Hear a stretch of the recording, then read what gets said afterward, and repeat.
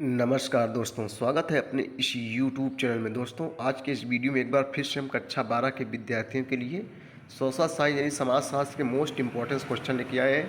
तो आइए बच्चों देखते हैं। क्वेश्चन है कि औपनिवेशिक काल में भारत में, औपनिवेशिक काल से किसे कहते हैं? जब एक देश दूसरे देश को जो है गुलाम बना लेता है। जब हमारे ऊपर अंग्रेजों का शासन था तो उस समय उसे औपनिवेशिक काल कहते हैं। औपनिवेशिक काल में भारत में स्थानीय जमींदारी प्रथा किस प्रकार की थी? तो उत्तर देखेंगे हम लोग। स्थानीय जमींदार प्रथा के अंतर्गत जमींदारों को संपत्ति के अधिकार दिए गए थे। ब्रिटिश लोगों के लिए काम करते हुए उन्हें जमीन पर पहले से ज़्यादा नियंत्रण मिला।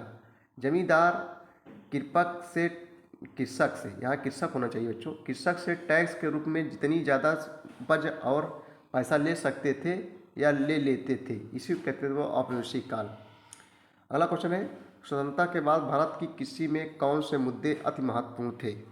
यहाँ बच्चों क्वेश्चन की बात हो रही है कि स्वतंत्रता के बाद भारत की कृषि में कौन से मुद्दे अति महत्वपूर्ण थे। तो इसका हम लोग उत्तर देखेंगे हम लोग। स्वतंत्रता के बाद भारत की कृषि में निम्नलिखित मुद्दे महत्वपूर्ण थे। नंबर 1, भारत में कृषि पैदावार का कम होना। नंबर 2, भारत का आयातित अनाज पर अधिक निर्भर होना। जो आते थे अनाज, आयात माने जो आता है, भारत का आयातित अनाज पर अधिक निर्भर होना।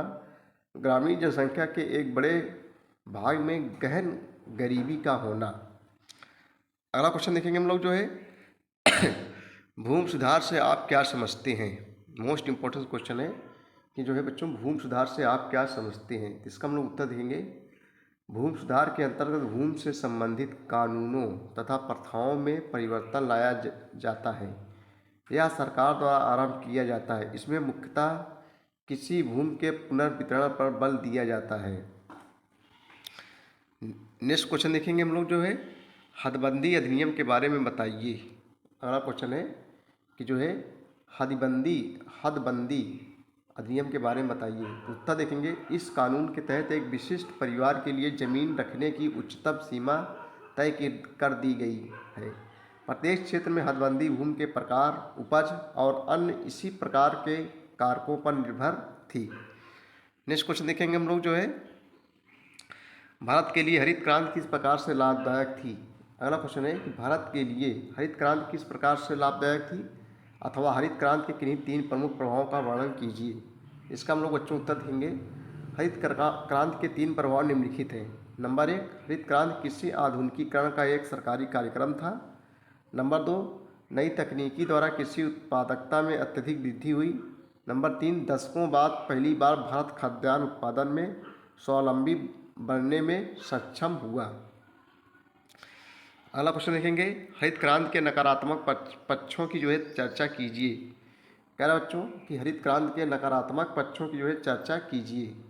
आइए उत्तर देखेंगे। हरित क्रांति के निम्नलिखित नकारात्मक पक्ष हैं। नंबर 1, इसके कारण बीजों की बहुत सी पारंपरिक किस्में जिन्हें किसान ने सदियों में उन्नत किया था, ये लुप्त होती जा रही है, यानी समाप्त होती जाती रही है। अगला नंबर, कृषि के आधुनिक तरीकों का पर्यावरण तथा समाज पर नकारात्मक प्रभाव पड़ रहा है। चलिए अगला क्वेश्चन देखेंगे हम लोग। भारतीय ग्रामों पर हरित क्रांति के प्रभाव की विवेचना कीजिए।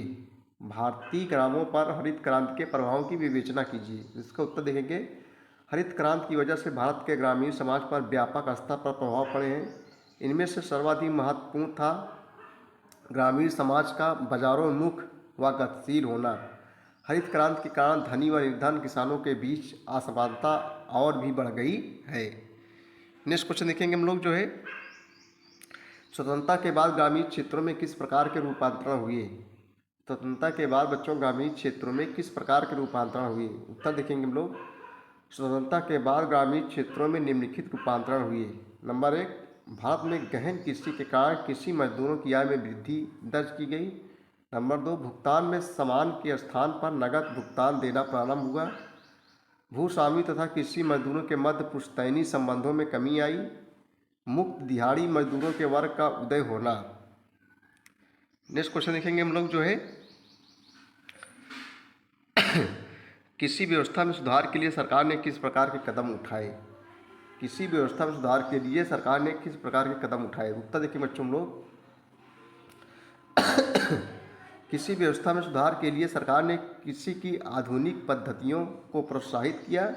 राज्य सरकार ने ग्रामीण अधोसंरचना जैसी संरचना सुविधाएं, सड़कें, बिजली तथा कृषि संबंधी ग्रामीण संरचना में निवेश किया।